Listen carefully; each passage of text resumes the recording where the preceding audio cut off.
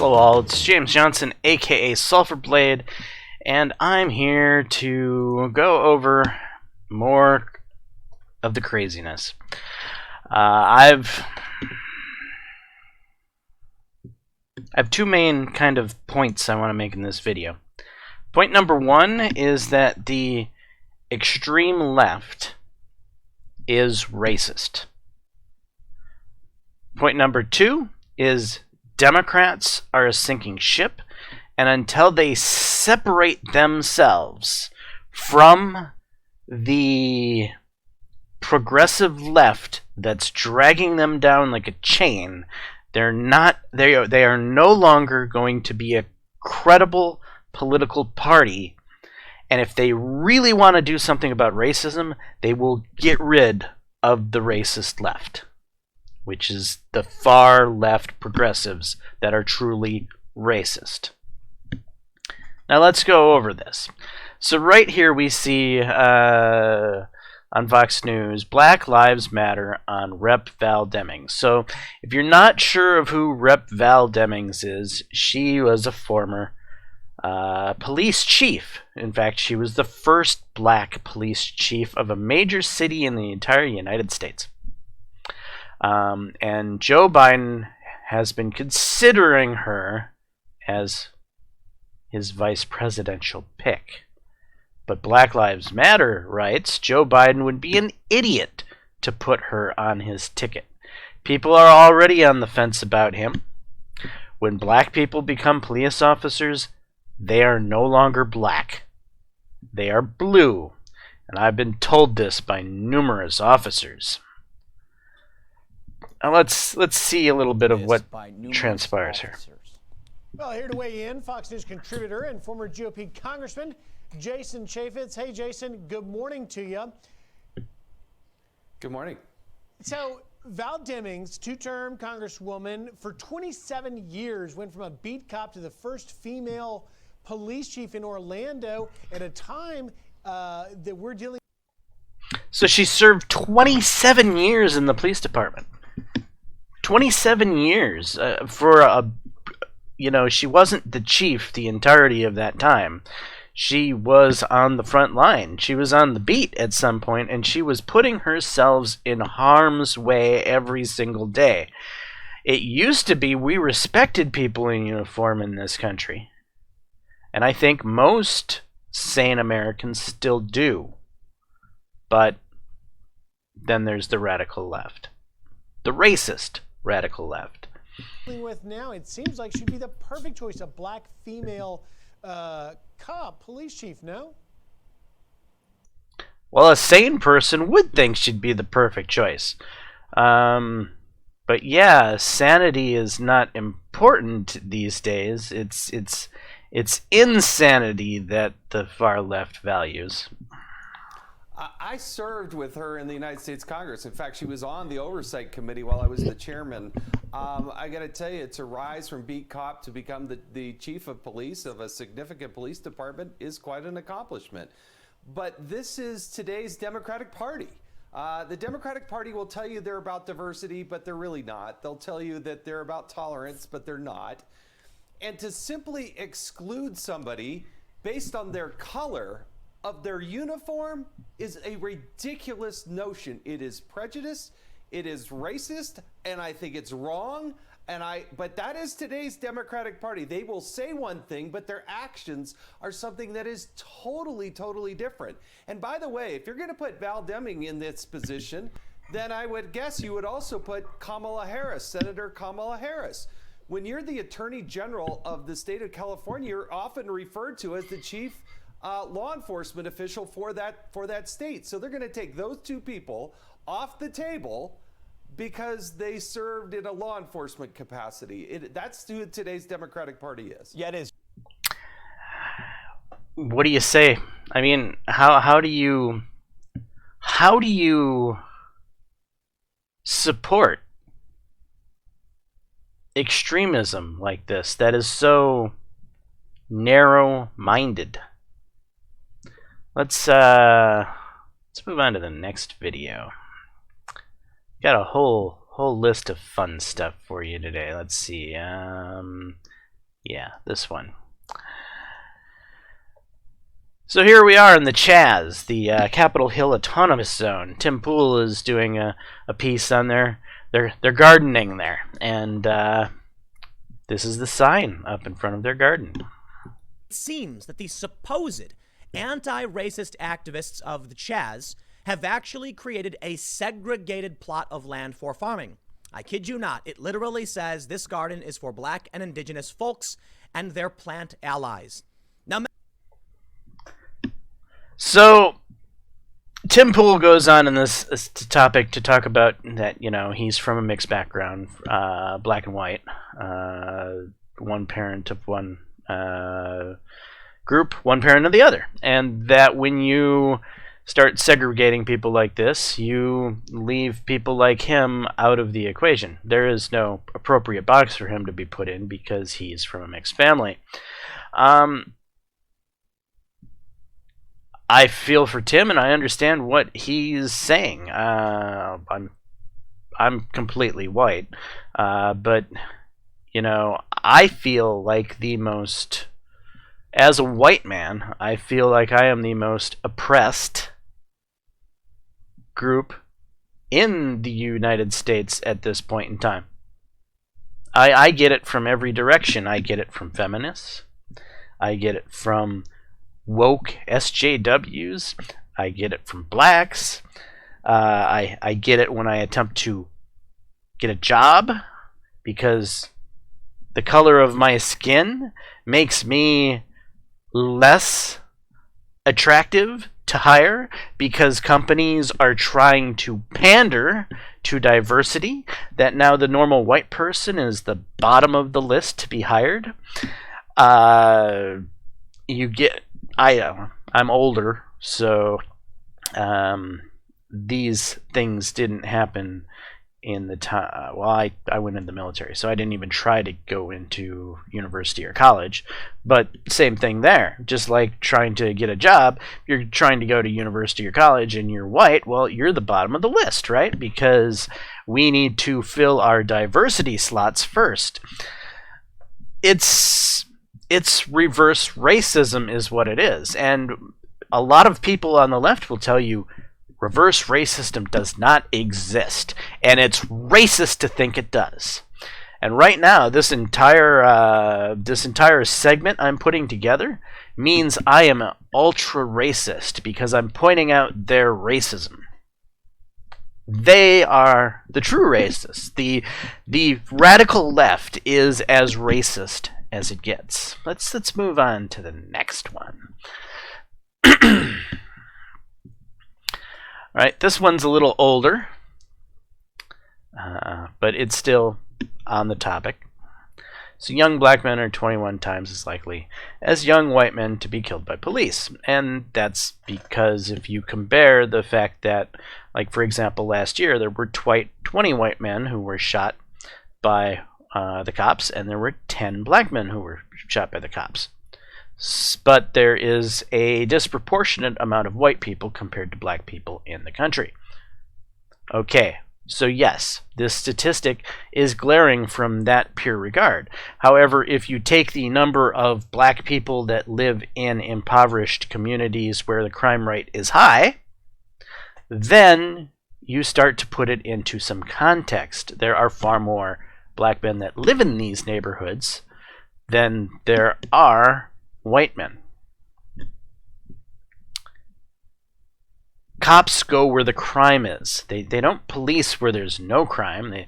They go where the action is, if you will. And so I guess that would explain the statistic. Now, if you really truly look at the statistic, of the 10 black men that were killed last year, 2 of them turned out to be non-justifiable. So 2 in a population of 400 million. But yet we have people running around on TV claiming that black men are being slaughtered. 2 in a population of 400 million last year is what we would call genocide and slaughtering? No, the statistics don't pan out. Black men are 21 times more likely to lose their lives at the hands of the police than their white counterparts. But according to the NAACP's racial profiling report called Born Suspect, we know that if you're Muslim, you're more likely to be racially profiled. If you're gay or lesbian, you're more likely to be profiled.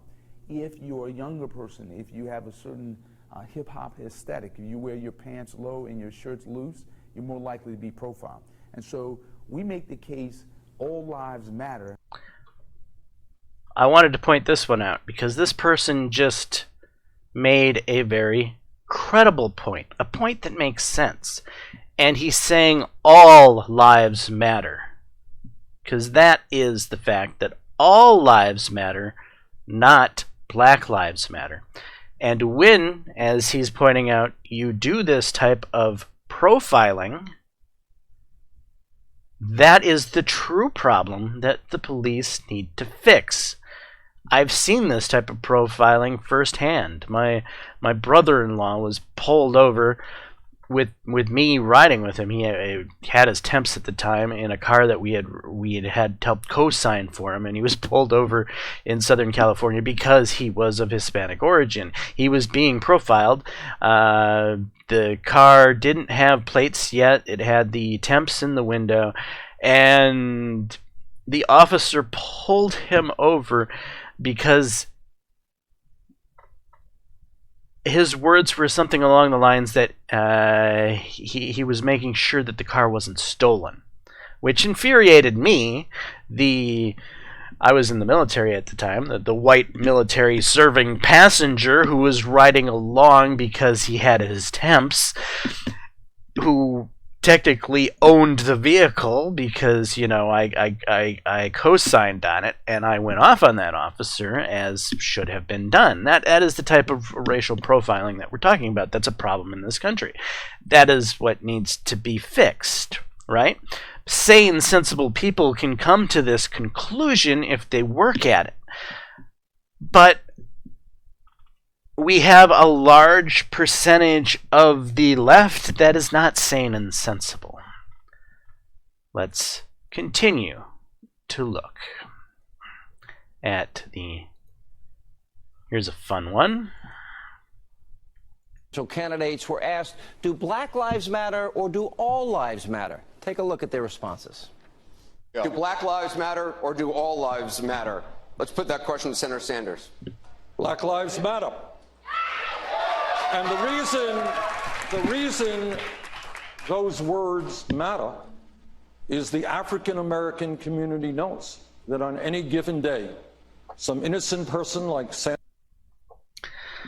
So here we have Bernie pandering to his base, the extreme progressive left. He's kind of like the father of the craziness, right? But he's out here saying Black Lives Matter more than all lives matter, because that makes any sense.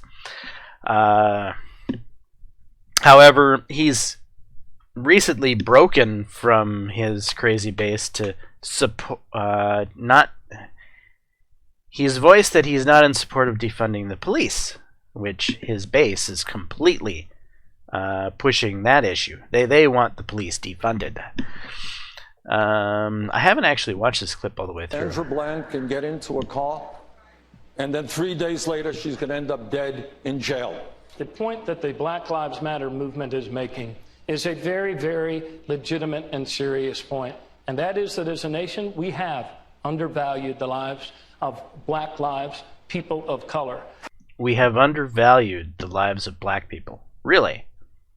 That sounds, to me, that screams racist, right? That is basically giving this privilege card to Black people that they have been oppressed for so long that we need to super not oppress them, right? We have to walk on eggshells and tiptoe around them because Black people are still oppressed in the year 2020, which is a bunch of fucking bullshit. We need a new deal for communities of color. Senator Webb? Yeah. Okay. So let's just look at the Chaz sign as I finish off this video. I think it's pretty clear. The extreme left is racist. And if the Democrats are going to ever be a viable party again, they need to separate from this extreme terrorist fringe. They need to cut off the progressives and call them the communists they are, and band together now. I think any sane, moderate Democrat should break from the progressive left now.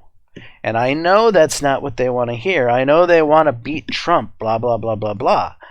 That's what they think is their most important mission in life, to beat Trump, because Trump is somehow going to bring the end of the world, which is a bunch of fucking horseshit. What they need to do is save their party. They should be more concerned with saving the good image of their party than beating Trump at this point.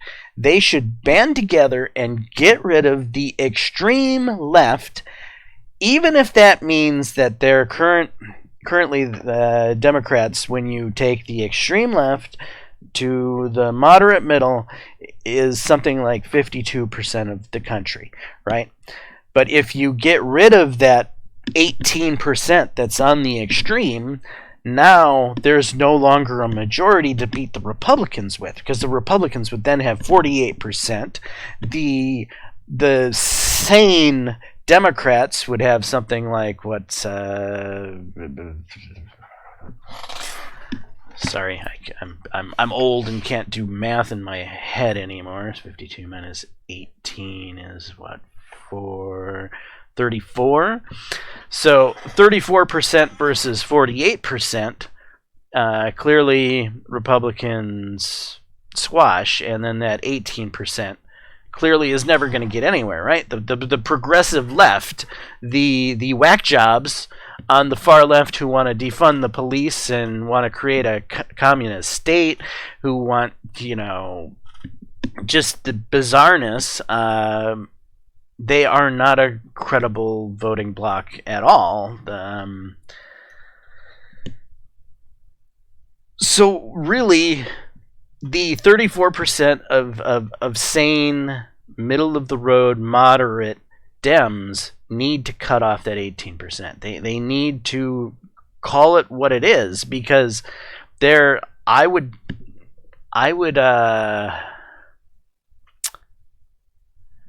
not suggest, but I think that of the 48% of conservatives, that 18% of that 48%, and I don't have any credible numbers to back up these numbers, right? There are credible numbers to back up the super extreme left and the number of Democrats there are. So the 34 and 18 is actually something you can look up and find.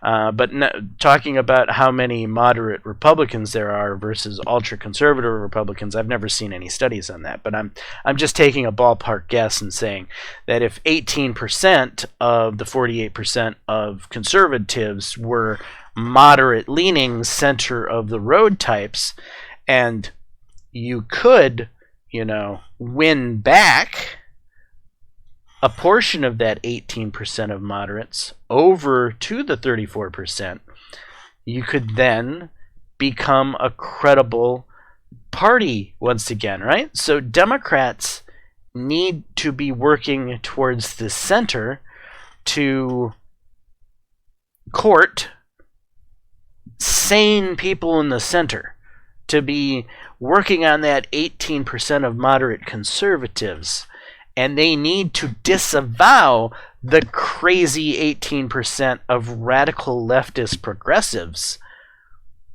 or their party is doomed. And I say that with all seriousness. This is not just some political windbagging I'm going on here. I've voted Democrat in the past. I have no specific ire versus the Democrat Party.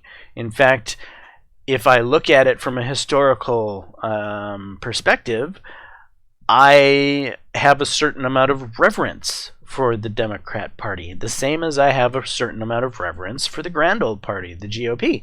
So I think both parties are important for the U.S. to function properly.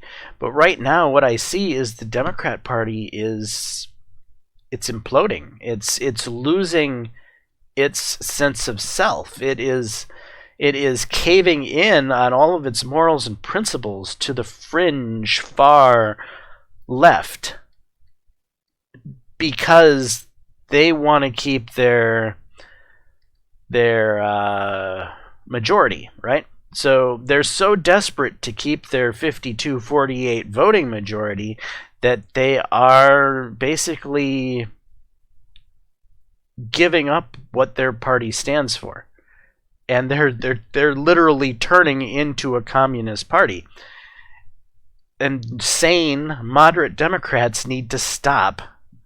They need to check themselves, and they need to start saying, no, we would rather lose a presidential election than let our party get dragged into the mud like it has been. Until Democrats realize that their party is getting destroyed and derailed and made to look stupid by these racist progressive left types, I think the Democrats are in a world of hurt going forward. Anyway, those are some of the primary points I want to make. I believe the Democratic Party is racist. However, when I say that, I believe that the extreme left of the Democratic Party is racist. I do believe that there's still a lot of sane, credible, middle-of-the-road types that have been far too silent, that need to stop with their blind belief of mainstream media and need to stop with their kowtowing to their fringe radical left. They need to realize that what used to be a sensible political party 10, 15, 20 years ago has turned very crazy. And they should start to take ownership of their party. They need to put the AOCs of their party in place and take things back into control. So, when Biden chooses Val Demings as a vice presidential running mate, a former police officer, well, they should stand up for that pick. They should back Biden, because I'm a conservative, and I'm telling you that's a sensible pick. That actually makes sense. If Biden made that choice, it would be one of the most sensible things he has done in, I don't know, the past couple of months. Because so far, all I've seen from Joe Biden is his sad mental decline. It's obvious that he's suffering from dementia, and he should recuse himself from being a candidate for the President of the United States. It's wrong. It's wrong on so many levels that he is still the Democratic candidate. He is not all there. But that's a whole different story. Anyway, that is this particular segment in a nutshell. I am James Johnson, aka Sulfurblade. Hopefully you're enjoying my content. If so, please leave a like and subscribe. And until the next time, all, peace.